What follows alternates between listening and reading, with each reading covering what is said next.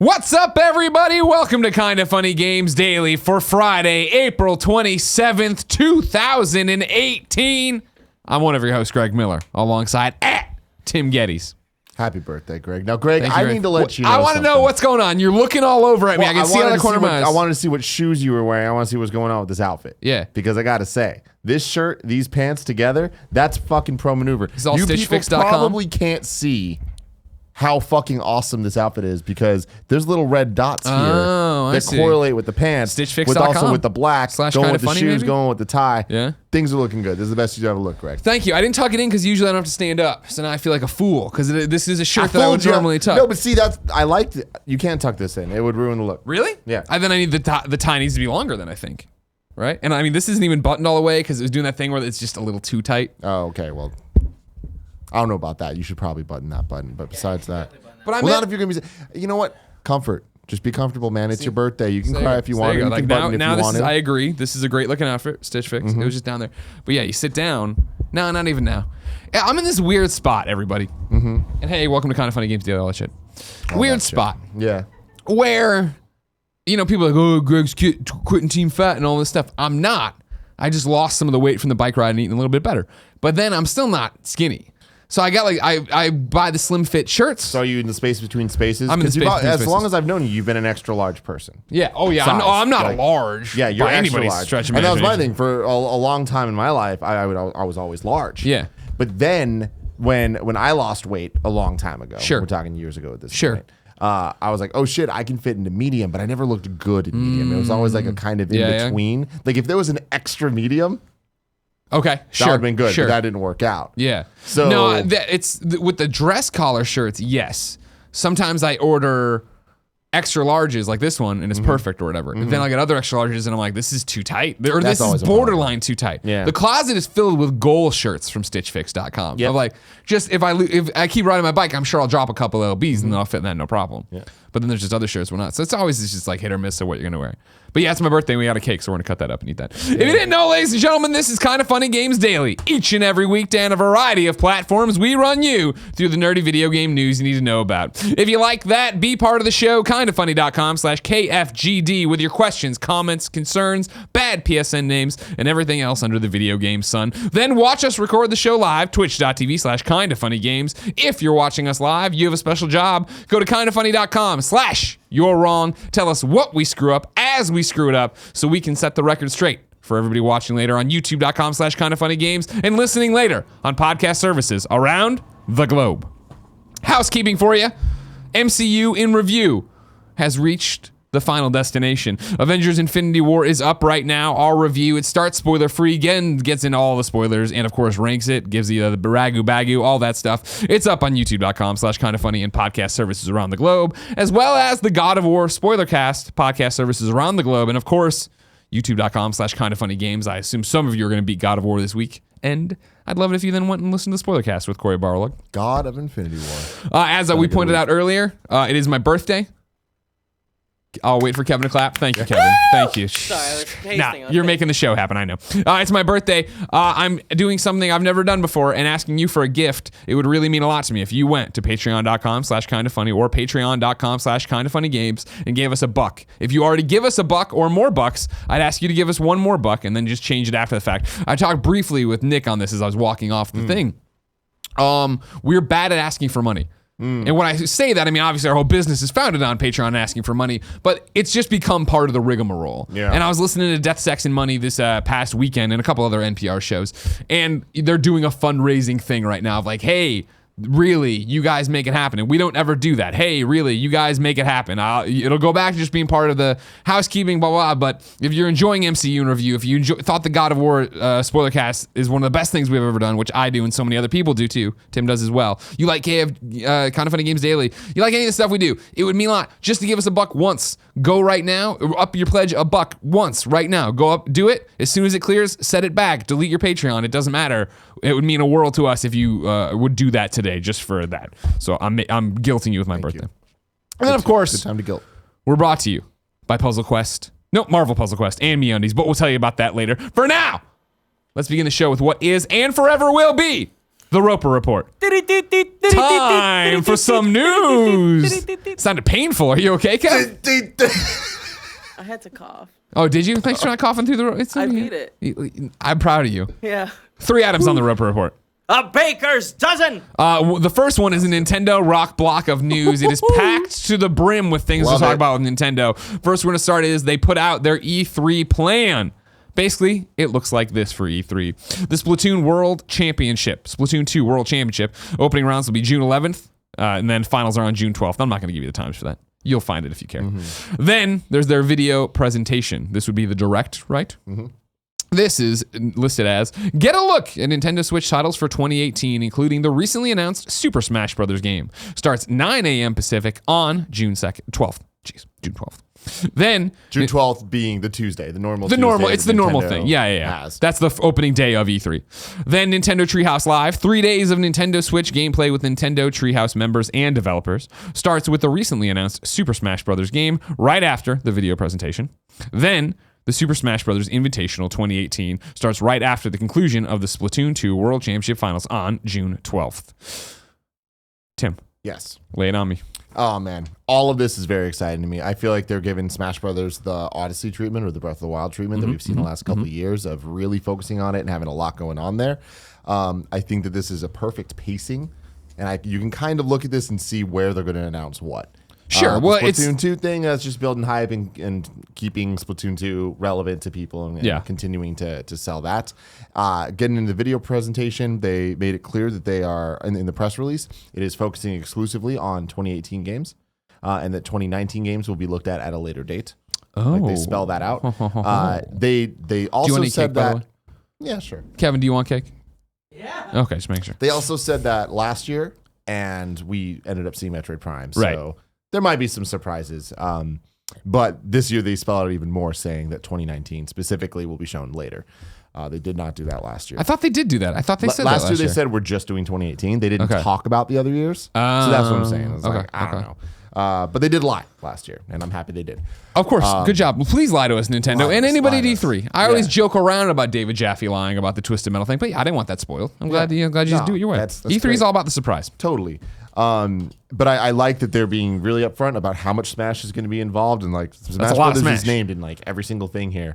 The first invitational they did when Smash Bros. Wii U was announced was really fun, really cool. They get a lot of some of the best pro players out there to play the game for the first time and show off like whatever's new in the game, and I think it's a good way to show that.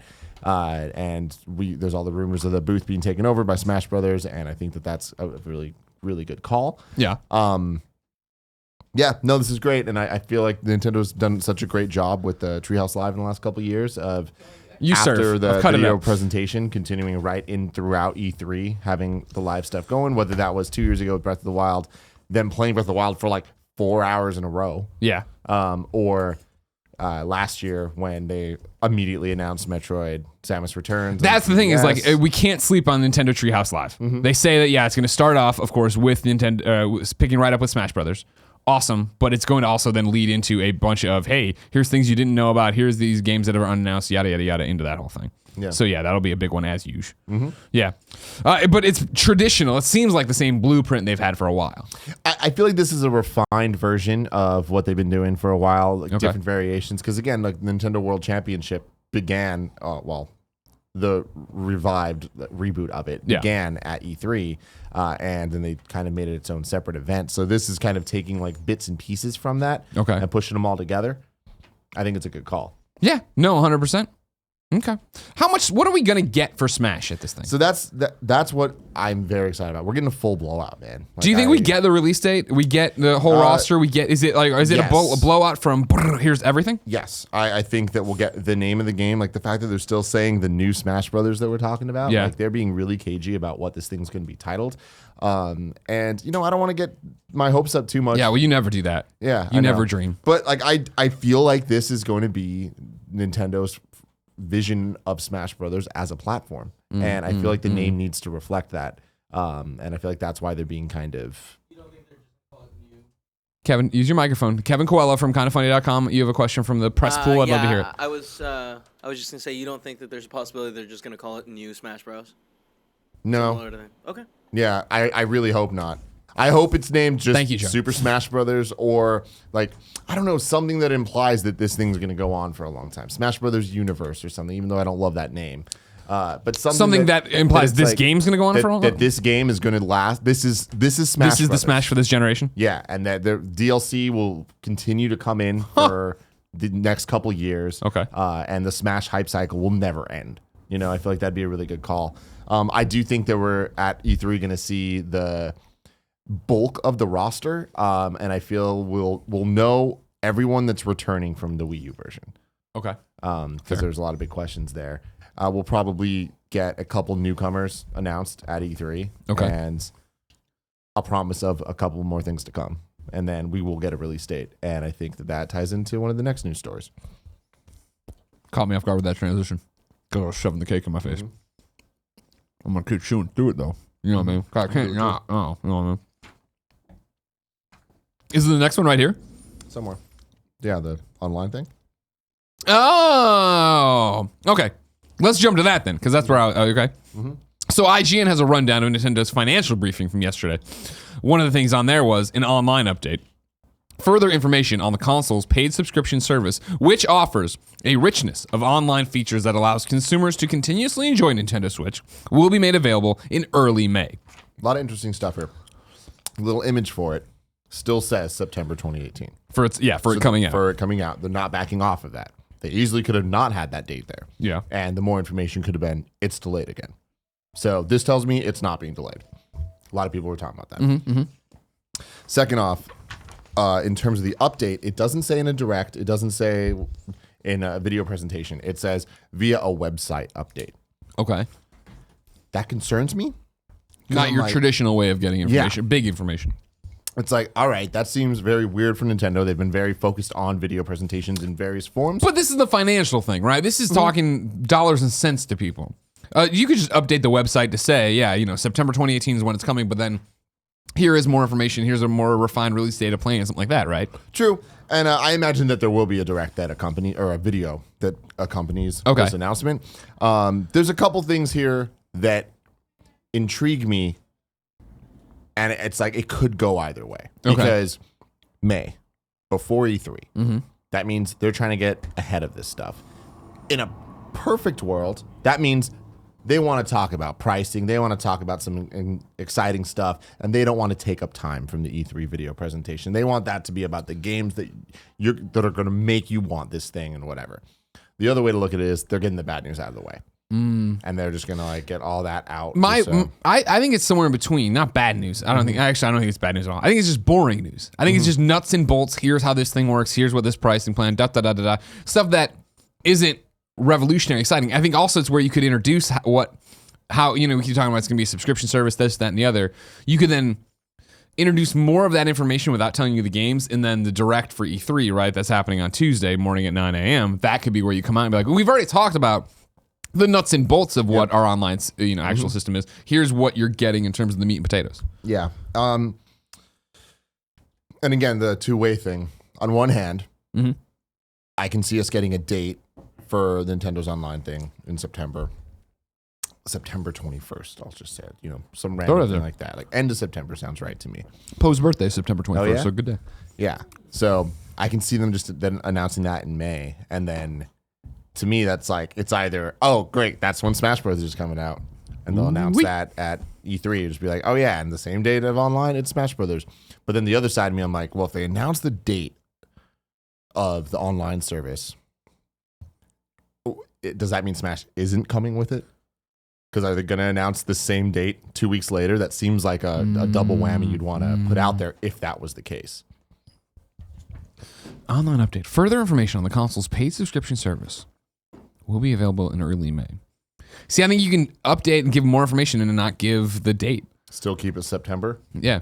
Leave it September 2018 and then come to E3 be like Smash Brothers alongside the online update. And it could even be like the classic video game move, right? Of, hey, we're gonna get in here and like we've already talked to you to start. You start your presentation. You're like, we've already talked about all the nuts and bolts of it. Here's the first lineup of games you'll get when this does launch in September 2018, right? Then keep going, a million games, forget all about it. do Smash. The release date is September 18th alongside, you know what I mean? And that online service launches the exact same day too. Yeah, I can see that. And it's like all of this news we're getting now and how much they're focusing on Smash at E3 with this online service kind of also being talked about with the September date. It's making me feel real good about a September Smash date. Okay.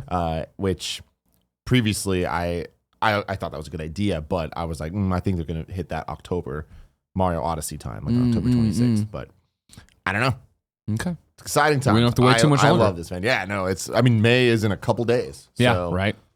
That means E3 is in just a couple weeks. Yeah. We should plan something. IGN also from that financial briefing had this. 3DS support was going to continue through 2019. Quote, in addition to the titles currently on sale, we have announced the coming release of the titles shown here, reads the accompanying text. We are even preparing new software for release in 2019 and beyond. Yep, point at him for beyond. Surprising there. I mean, it's you. Even when you're not supporting a system, you say you're supporting a system. And trust me, as somebody who's covered PlayStation for a long time, I know about saying you're supporting a system and not supporting a system. We're winding down the 3DS, right? Well, there's not that more. Do we have to worry about the next still big stuff coming? How many more games are we going to get that I'm going to say, why the fuck isn't this on Switch? A couple. God damn it. Yeah. No, I definitely think so. There's just too many of them out there, and games sell too well on the system for them to give up on it. And I don't know. It's like there's certain games, there's certain franchises that Nintendo knows that if there are more Switches in the wild, when that game comes out, it will sell better. So they're better off putting things on the 3DS, getting those sales numbers in to then do something big on the Switch. And they can do that with smaller titles. And we're seeing that with the Mario and Luigi remakes and those type of type of things. Luigi's Mansion coming out on 3DS. It's like Luigi's Mansion would sell Switches. It would not. It would move units. If Luigi's Mansion sells well on the 3DS, there's money there for Luigi's Mansion 3 on Switch, and that by the time that comes out, there will be a bigger Switch user base, and it'll sell probably millions of copies. Yeah, and there's a strategy there, and I still think that there's a chance that we get a Link to the Past remake on 3DS. Not Link to the Past. Sorry, Link's Awakening. Oh, okay. Remake on 3DS. Okay. Yeah. Another Zelda game on 3DS. Okay. I don't like that one bit, but okay. I have to accept it, I have to. You do. Your last part of your Nintendo Rock Block comes from GamesIndustry.biz. There it says, Nintendo has today announced a new IP exclusive to mobile and developed in partnership with Japanese studio Cygames. Dragalia Lost, an all-new action RPG, has been co-developed by Nintendo and Cygames with the aim of, quote, bringing to life the shared vision of a new gaming experience with worldwide appeal. Scheduled for release in Japan, Taiwan, Hong Kong, and Macau. Macau? Kevin, you're international. You're smarter than me. Macau. It's Macau. Macau? Yeah. Okay, I thought I was putting too much ow on the end. Ow. Macau? This summer, Dragalia Lost could also see a US and European release date at a later date. As part of this deal, Nintendo will also acquire a 5% stake in Cygames. With Mario Kart Tour slated for release sometime in the next 12 months, this represents a change in tact for Nintendo following the mixed performance of its first-party properties releasing on mobile. So they're not ready to give up on this mobile dream yet. I don't know why they would. Exactly. Because, like the mixed response, still good response. Yeah. Mario Run didn't sell as much as they wanted to, but it still was everywhere. Very well. Yeah. And then you figure Animal Crossing still had quite the impact. Yeah. I still have my notifications turned on for it. I see all the time people moving in. It's interesting, a new IP there. Like they are trying pretty much every different version of what mobile games can look like with the addition of Pokemon Go and Fire Emblem Heroes to the games we previously talked about. And Mario Kart Tour. Yeah, I'm actually a little bit surprised we haven't heard about that at the investor meeting at all. Yeah. Because I feel like it was at a different investors meeting that they first brought it up. Yeah, a couple of months ago now. Yeah. Mm-hmm. Interesting. I really don't care too much. If it comes out and ends up being good, then I'll be interested. Otherwise, it's like, all right, whatever. Do your thing. You got your Switch, and apparently you still have your 3DS. I want to carry that around because you're a psychopath. Number 2 on the Roper Report. Number 2 on the Roper Report. PS4 worldwide shipments have reached 79 million. 79 fucking million. Obviously, with that MPD numbers dropping, there's all sorts of little tidbits like that out there. Just want to toss your way, as I can never remember. Maybe now that it's close to a whole number of 80, I'll be able to remember 79.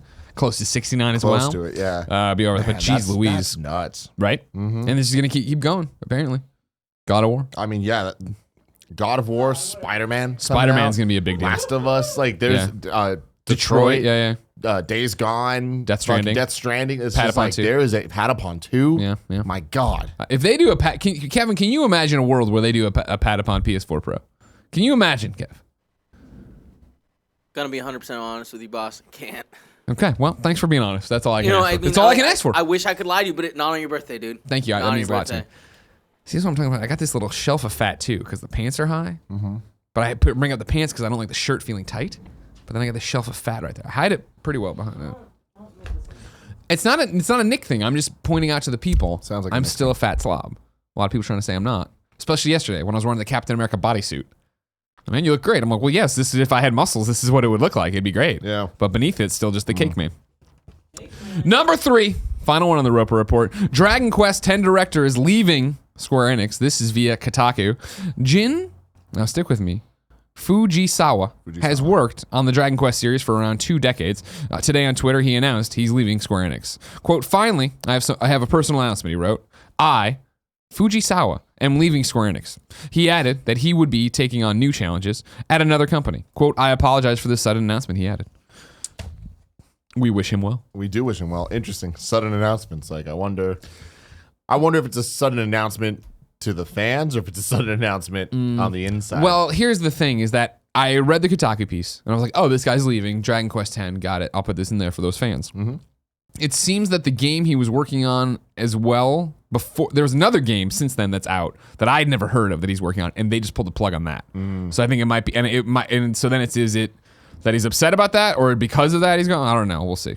Well, we won't see probably, but I just wanted to put that out there for Dragon Quest fans because I have nothing really to add about that. I mean, neither. Okay, good. You know who loved Dragon Quest? Charles. We called him Mr. Slime.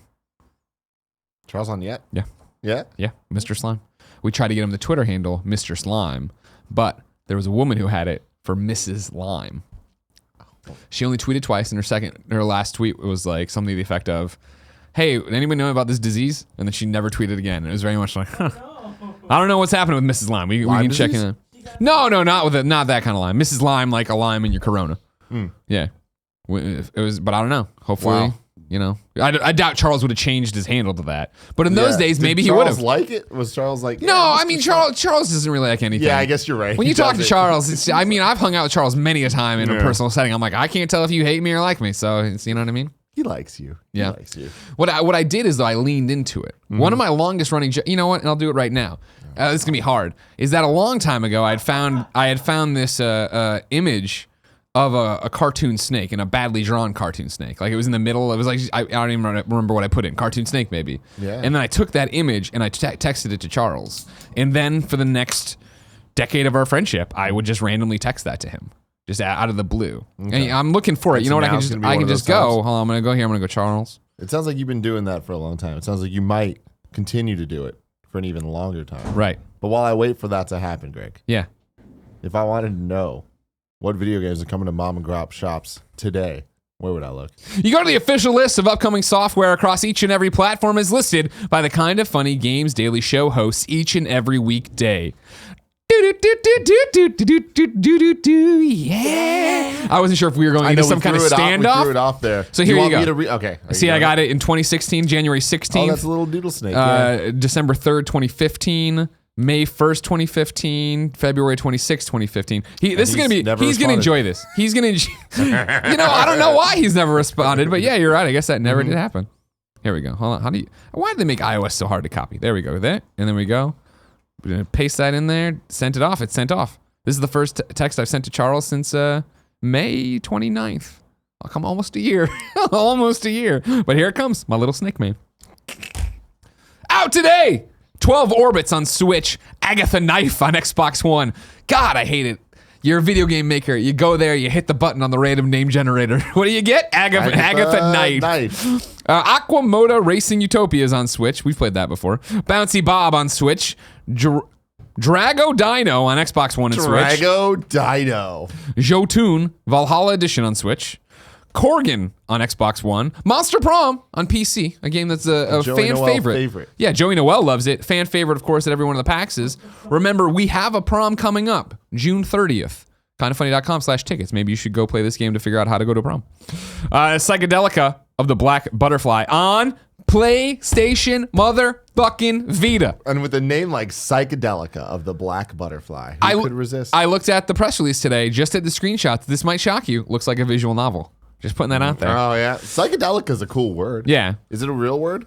I don't think so. Psychedelic is. Oh.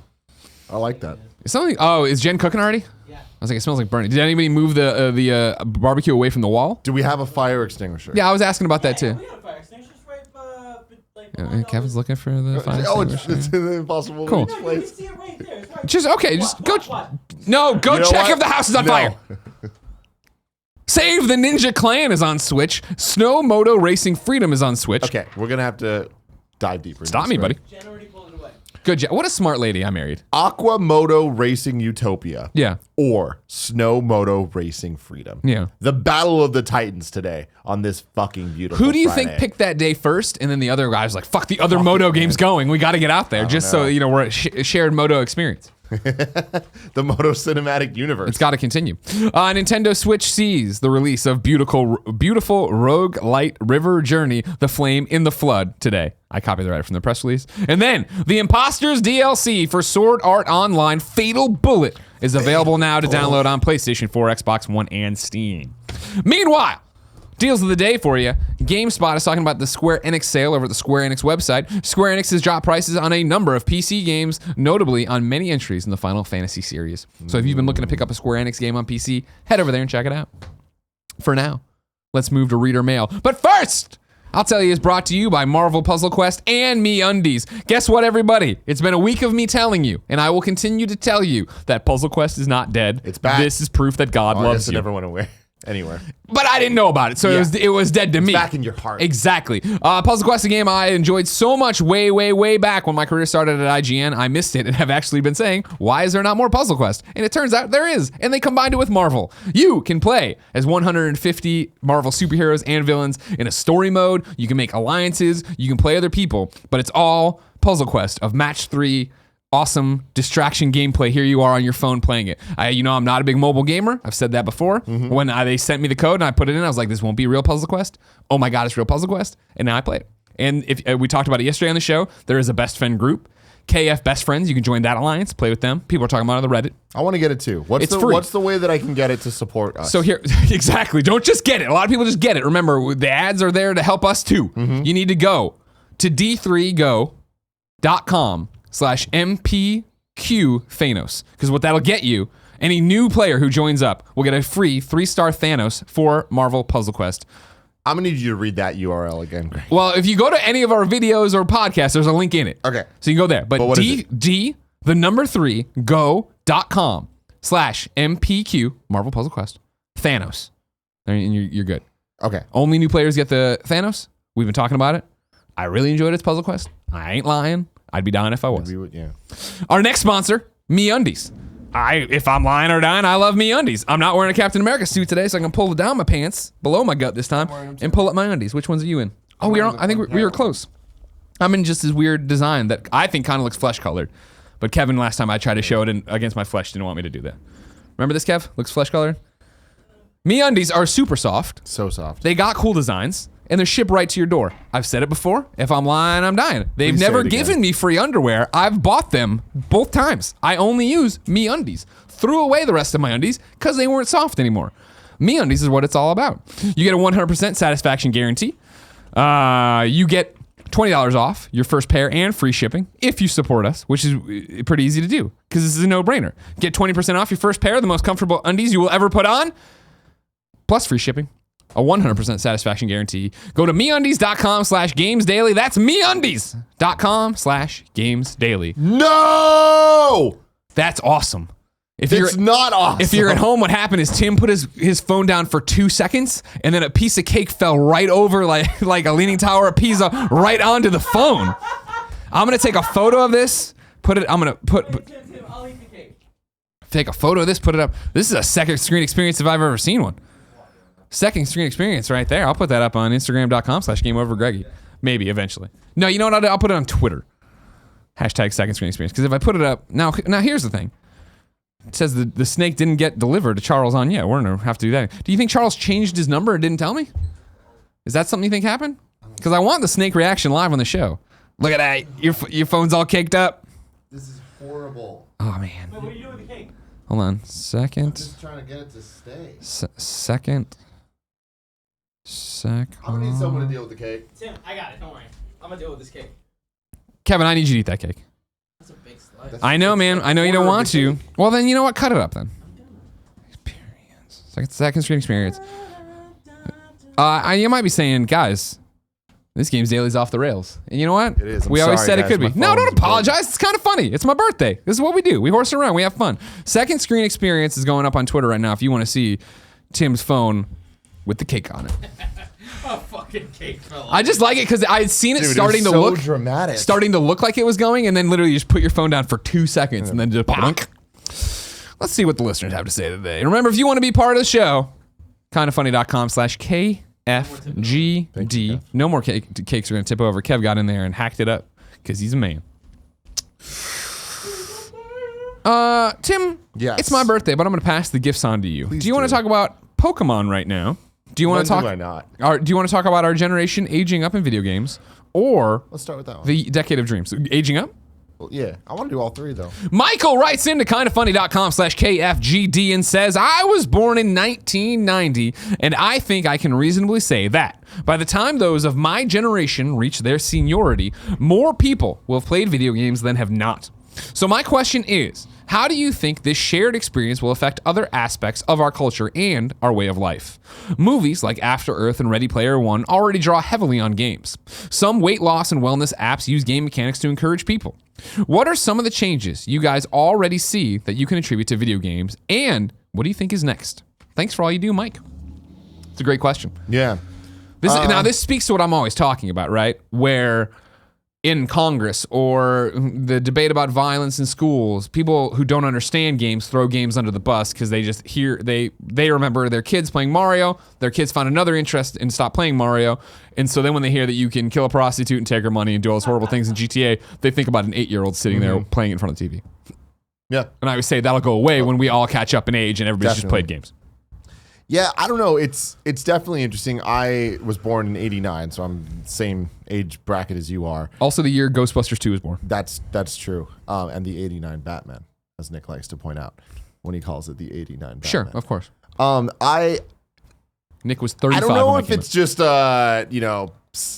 ego thing or just like the world revolves around me type situation, but I feel like people that are around my age group grew up with video games in the best timeline.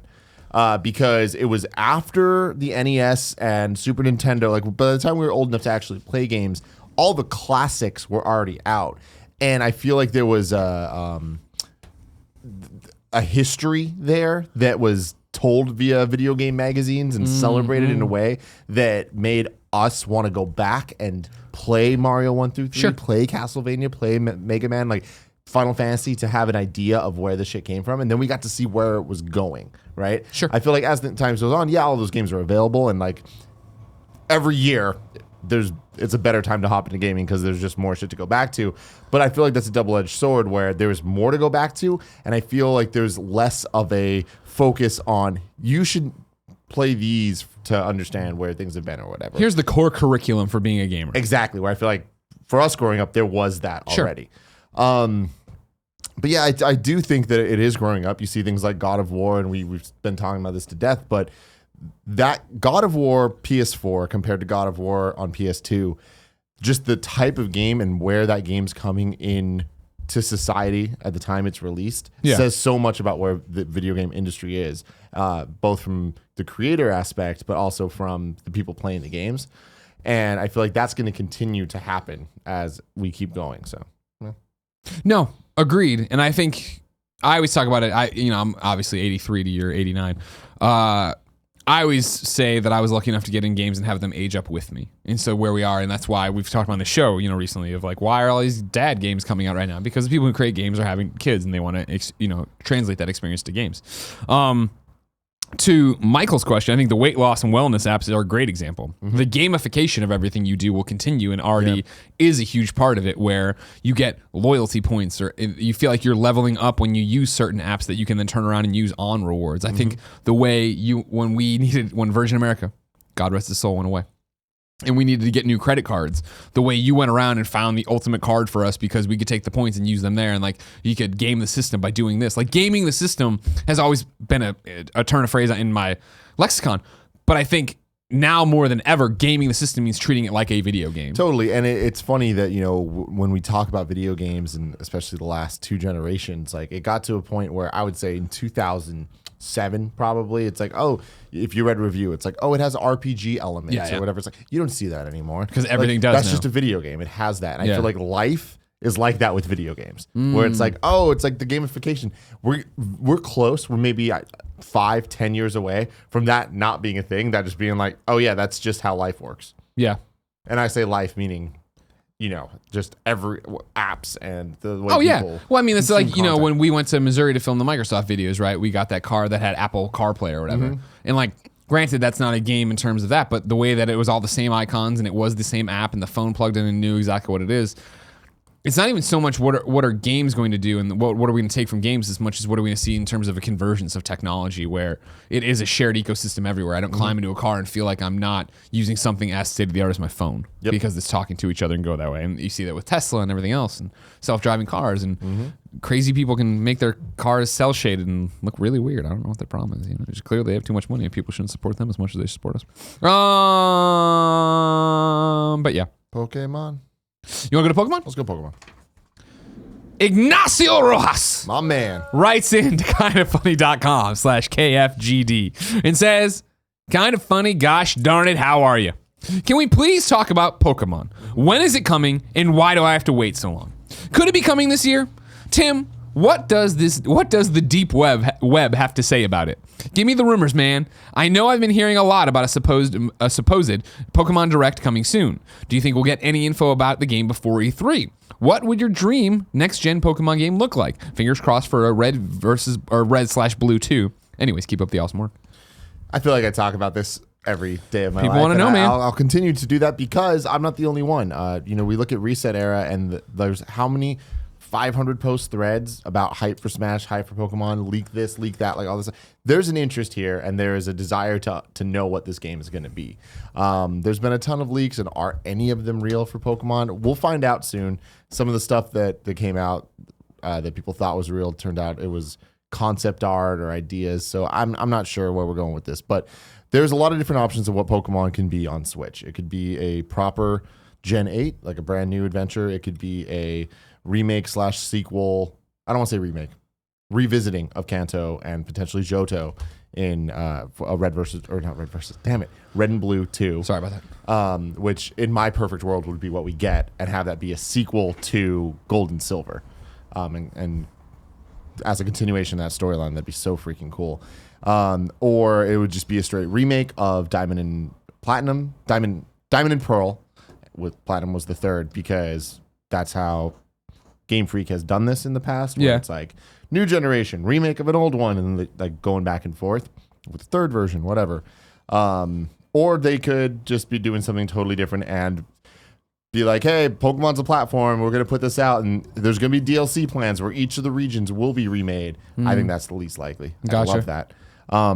But I do think they're aiming to get it out in 2018. Wow. And I think it's going to get out in 2018 unless something goes wrong. They wouldn't keep saying 2018 if they weren't believing that was going to happen.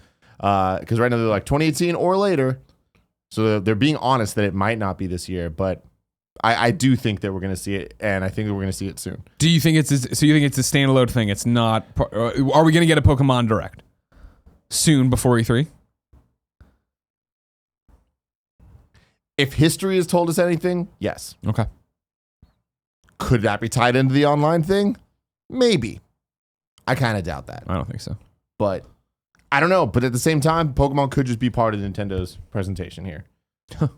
Like the last time they did a direct, they're like, it's going to be about Mario Tennis and other games, and then they announced Smash Brothers. God, Mario Tennis. This is like, it's going to be about Smash Brothers. They could announce Pokemon. Getting close to that We're Mario going to know Tennis. very soon what Pokemon ends up being.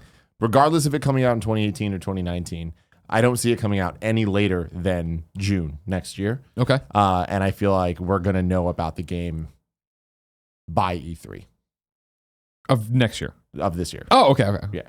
All right. Stay tuned, Ignacio Rojas. I'm sorry that your feud with Kevin has gotten so bad.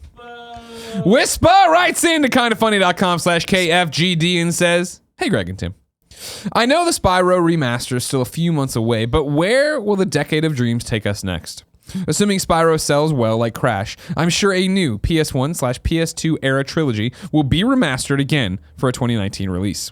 Will it be Jak and Daxter, Ratchet and Clank, or will the Decade of Dreams grant my wish and give us a Sly Cooper remaster? I know it was recently done on PlayStation 3, but with no way to play them on PlayStation 4 and a Sly Cooper movie in development, I'm hoping it's what comes next. What do you guys think and hope for? Thanks for all the great content. Wispa. I don't think that we'll get we got a Ratchet and Clank remake. It was just the first game. I don't think they're going to continue to see more of those. I think the next time we see Ratchet, it'll be in a new game. Yeah. Sly Cooper, Do you think that's coming soon?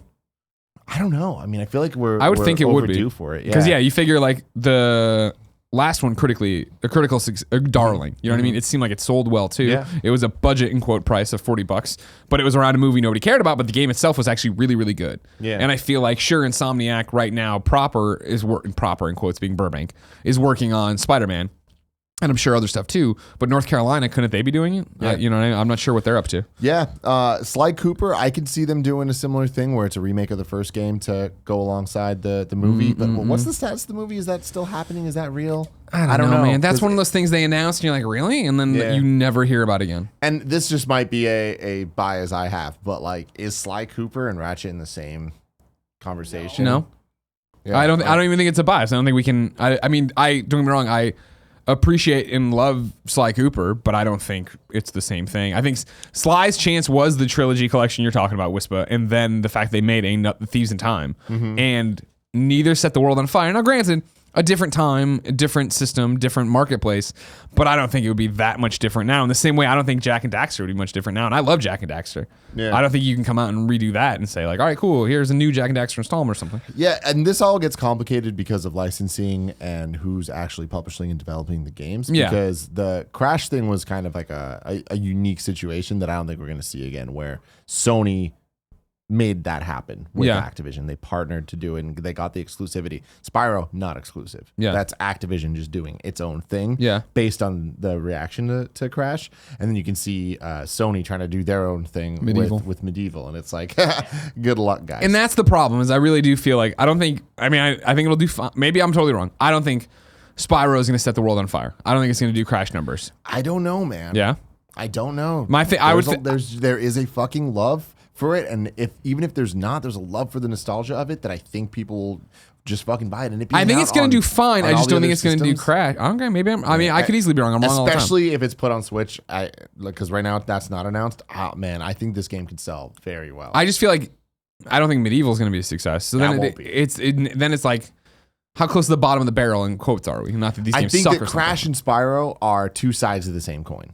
Whereas I think, and you can look at it when you look at the PS1 sales numbers of those games of where it lies, and it's like Crash is higher, definitely. But Spyro doesn't need to do Crash numbers to be a major, major success. I still think, I don't think it's going to outsell Crash, but I do think it's going to sell enough that it's like, holy crap. A remake of Spyro the fucking Dragon can do this well in 2018? I think it can. Okay. Stay tuned. Medieval's going to fucking crash and burn. Speaking of crashing, burning, Greg Way, Ryan writes into kindafunny.com/KFGD and says, Shadow of the Tomb Raider is releasing in what seems to be a packed September. Spider-Man, Spyro Trilogy, probably Smash, and maybe Doom 2. And yet again, it seems to be overshadowed, puns, by all the games releasing around it. When will Square Enix learn that this franchise isn't a mega hit that can go toe-to-toe with other mega hit franchises? I, for one, would actually be glad if it was delayed till January or February, which might lead to better sales than if it was released in the highly competitive September. What do you guys think? What are they doing? You're 100% right, Ryan. For the record, I love the rebooted Tomb Raider. I think they're amazing games. I think it sucks that none of them the 2 that have been released haven't been huge successes and gotten everybody on board. I thought Rise of the Tomb Raider was fantastic. What a great open world and how they did all this stuff. This one looks cool too. You see the stuff from yesterday? I saw some of it. Andrea Renee went down there. We were obviously invited, but we had Infinity War to go worry about. So Andrea's going to come back and talk about it next week with us, obviously. No, but it looks great, and it's more of, and it looks darker, people are saying, and it's all these cool things. Very, very cool. But yeah, to come out in September, I mean, with Spider-Man there, we always talk about, hey, we need shorter marketing beats and shorter marketing campaigns and all this different stuff. Yep. This is a game you need to remind people exist and get them excited for. You know what I mean? Think about how much you're seeing for Spider-Man right now and how much you're seeing for Shadow of the Tomb Raider. Mm-hmm. Spider-Man's been in the front of everyone's mind since its announcement. Now, granted, different. I think it's different. I think the Spider-Man thing is a different situation because Spider-Man is huge outside of video games. Sure. So there's already that thing. But I think Lara Croft very big on DeviantArt. So I think. Yeah, Spider-Man too. So I think Sony wants to use Spider-Man to kind of be like, look, this is coming to PlayStation 4. Yeah. But I also think that there's, from the flip side of that, from the gaming perspective, a Spider-Man video game, that's not a big deal. I think them being like, this is a big deal. Sure. This is a future game. This is not coming out in 3 months. I think that is telling us that they give a fuck. You know, it's Insomniac. It's this. Look at these videos. Because we've all played Spider-Man games and we know what they are. You know, and I feel like this one, they're trying to do something different with it. Tomb Raider, I don't know. I don't know what the right move would be because in my mind, it would be announce at even E3 and then have that hype cycle go to January, February. If I was Square, I would very, very, very much be on the camp of let's pump our brakes right now and do that. We'll look at all these games we keep talking about that usually would get run over in the traditional fall period, but come out in January, February and find an audience because there's an audience like, man, cool. It's a brand new year, brand new games. I want to play something that's coming up and new, and they get hungry and they get excited for things they want to get excited for. Monster Hunter World, and I know we talk about this all the time. Resident Evil, Dying Light, all these games that come out in that window in the very beginning that have a way better chance of succeeding there than they ever did going up against Call of Duty. Red Dead's in a few weeks at that point, a month and a half, whatever. And an argument can be made that it's like, well, everyone's doing that, and everyone's looking at January through March and whatever. It's like, okay, well then try something different. What about July or August? Yeah. You know, and I know that's pushing them to get done early, but it's like that's kind of a dead zone for video games right now. Like maybe there is another chance to have another spike during the year, right? Yeah. I don't know. I feel like this game's being sent out to die, and that sucks. Chances are it's going to be a very good game. I can't wait. People that play it are going to really enjoy it, but it's not going to sell that. It's going to find that audience. Will it sell enough to make another one? Probably, but maybe not this time. Yeah, I don't know. I feel like that's the thing is like chance one, okay, for the just Tomb Raider reboot. Cool. It finds an audience. It doesn't do as well as we wanted it to do, but we're committed. It's a new thing. Then they do the exclusivity deal with Microsoft, which fucks everything up. It comes to PlayStation, feels like an old game a year later. It doesn't really go crazy. Make a movie. And then this one. Movie's all right. I don't know what you're talking about. Oh, you're pretty alone in saying that. No, I'm not. Plenty of people said that it was all right. That it's all right? Okay. Did you ever go see it? Did you ever go see it? Did you ever use your fucking movie pass? I got to hear about it all the time. I went to go see it, but then we ended up watching something else instead. You don't even remember what it was, see? You don't even remember. That's what it is. Everything was game night, and it was you guys. One of my movies of the year. Apparently, movie that's pretty good. I can't argue with that one actually. Final question of the week goes to Deke, who writes in and says, "Less of a question, more of a field report. I live in the Boston area, where two of the most popular sports radio channels in the country exist and compete daily with some of the highest ratings in the country. Last night, I heard an ad that one of them, 98.5, The Sports Hub, is debuting an all-new esports show, though it's Sunday night at 11 p.m. This, despite the hardcore sports crowd in the area. Does this have anything to do with the owner of the Patriots owning the Boston Overwatch League team? Maybe. What do you guys think about this new medium for esports? Will other cities follow? Beyond Deke. Esports as a bigger thing is inevitable. Esports is a cool idea. You've already seen it connect with a fan base. You've already seen it start to spread. Like I keep talking about when we went to Missouri and we were out at the bar with my professor Tom, and he was like, "Oh yeah," and you're like, "Columbia College just held this huge." And I'm like, "Wait, what? Esports is in Columbia?" And then there's the startup people that I always forget their name because the name of the place is kind of weird and it's hard for us to remember ever. Sounds like Omega. It does. hold on. But they are doing, a thing there with the kids of getting them to play and do all these different esports is a big deal, and it's a big deal with young kids. So in the same way I sit here and I'm like, well, the old politicians who didn't grow up with that, like it's going to be the same thing one day, I'm sure, in 60 years when esports is on ESPN and people aren't laughing and making a big deal about it. It's just normal. Yeah. I'll be like, oh, that's cool. I never connected with it because I missed it, but I'm glad it's here. I'm glad it exists. Yeah. People love competition. Yeah, that's the thing. Esports, the biggest problem it has is presentation and people finding a way to understand what's going on if you don't understand it. At basketball, simple to follow even if you don't know the sport. Football, I mean, I don't know, football's probably one is an example against me where I'm like, I don't know how to play football, or I didn't know how to play football. Still don't fully. But watching football, I was like, I can kind of understand what's going on. And then somebody explained to me the rules. I'm like, okay, cool, that makes sense. You can't do that for Overwatch. Yeah.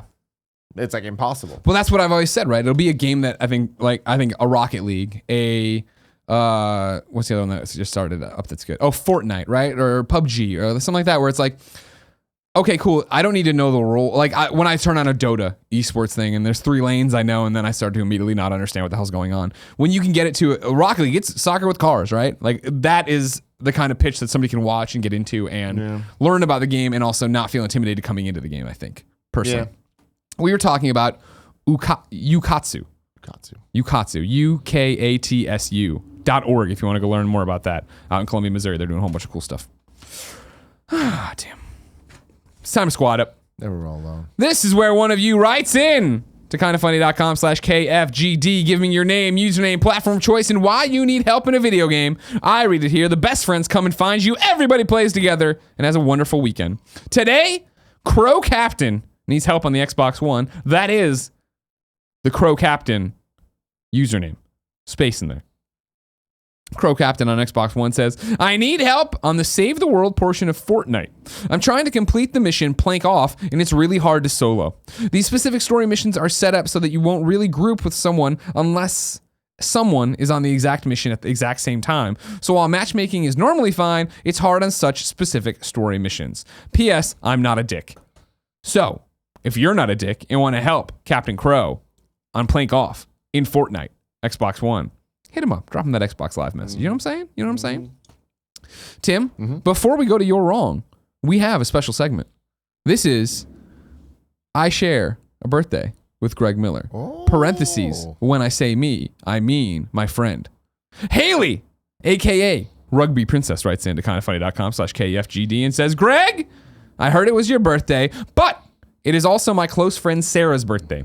She brought me into the Kinda Funny family and helped me find a job in the industry. So could you please give a birthday shout out to Sarah, your birthday twin, an amazing human. Many thanks and happy birthday, Greg. Hayley, a.k.a. RugbyPrincess. Hayley, thank you. And Sarah, happy birthday to you. Another April 27th baby. That's what I like to see. 9 months ago and a lot of years ago, our parents were fucking. Hell yeah, they were. Yeah. I wonder if they're doing it together and you just didn't know. Jesus, like in an orgy? Yeah. Happy birthday, Sarah. Do you think it's possible that like Sarah's dad is my dad too?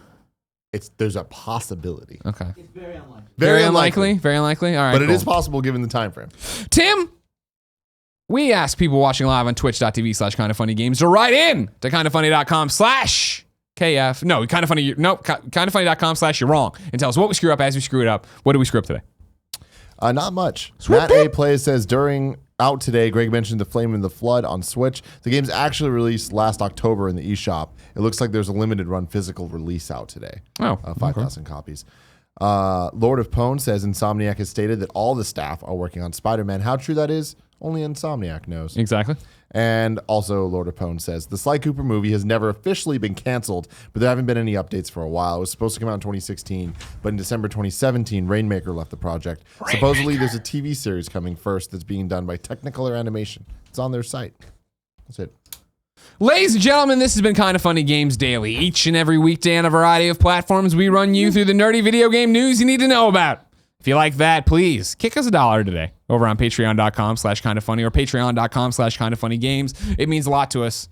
You can do it just once, upgrade it just once, then cancel it once the check clears. Don't worry about it. It's cool. You don't have the money? No big deal. Subscribe to youtube.com/kindafunnygames. Listen on podcast services around the globe. Do whatever it is you do to get this show into your ear holes or eye holes. Tim will be back. Tim will return on Monday. I got to figure out a better way. Tim will return. We'll return. Until then, beat God of War and listen to the Spoilercast is real good.